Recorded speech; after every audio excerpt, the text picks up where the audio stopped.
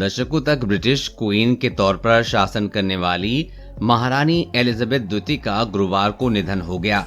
अब उनकी जगह प्रिंस चार्ल्स राजा के तौर पर सिंहासन पर बैठेंगे। ब्रिटिश राजशाही के नियम कहते हैं कि सम्राट या महारानी की मृत्यु के तुरंत बाद नया राजा सिंहासन का हकदार होता है। इसका मतलब है कि महारानी एलिजाबेथ द्वितीय के सबसे बड़े बेटे प्रिंस चार्ल्स उनकी मृत्यु के तुरंत बाद राजा बन गए। हालांकि चार्ल्स के औपचारिक राज्याभिषेक में महीनों या उससे भी अधिक समय लग सकता है। एलिजाबेथ के मामले में अपने पिता किंग जॉर्ज षष्ठम के निधन के बाद 6 फरवरी 1952 को ये महारानी बन गई थीं, लेकिन इसके 16 महीने बाद 2 जून 1953 को उनका राज्याभिषेक हुआ। आइए जानते हैं कैसे ब्रिटिश राजशाही में उत्तराधिकारी का होता है चयन। सम्राट की मृत्यु के 24 घंटे के भीतर एक्सेस काउंसिल द्वारा लंदन में सेंट जेम्स पैलेस में एक नए राजा की घोषणा औपचारिक रूप से जल्द की जाती है। इसमें प्रीवी काउंसिल के अधिकारी होते हैं, जिसमें वरिष्ठ कैबिनेट मंत्री, न्यायाधीश और चर्च ऑफ इंग्लैंड के नेता शामिल हैं, जिन्हें बैठक के लिए महल में बुलाया जाता है।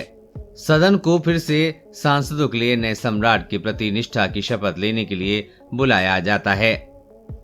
नया सम्राट 1707 के संघ अधिनियम के अनुसार चर्च ऑफ स्कॉटलैंड के रखरखाव के लिए सेंट जेम्स पैलेस में प्रीवी काउंसिल के समक्ष शपथ लेगा। नए सम्राट अथवा महारानी की घोषणा को तब सार्वजनिक रूप से सेंट जेम्स पैलेस के साथ साथ यूनाइटेड किंगडम को बनाने वाले 4 देशों की राजधानी एडिनबर्ग, कार्डिफ और बेलफास्ट में पढ़ा जाता है।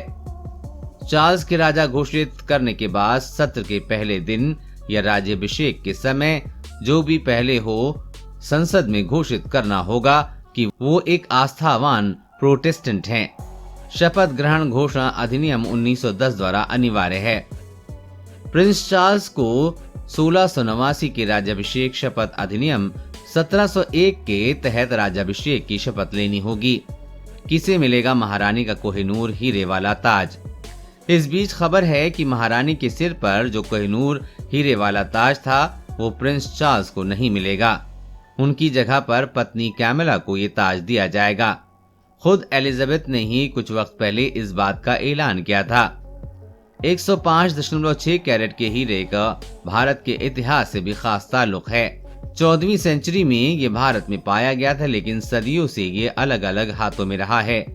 ब्रिटिश शासन में 1849 में जब पंजाब का विलय किया गया था तो ये हीरा क्वीन विक्टोरिया को मिल गया था। तब से ही ये हीरा ब्रिटिश राज परिवार के पास में है।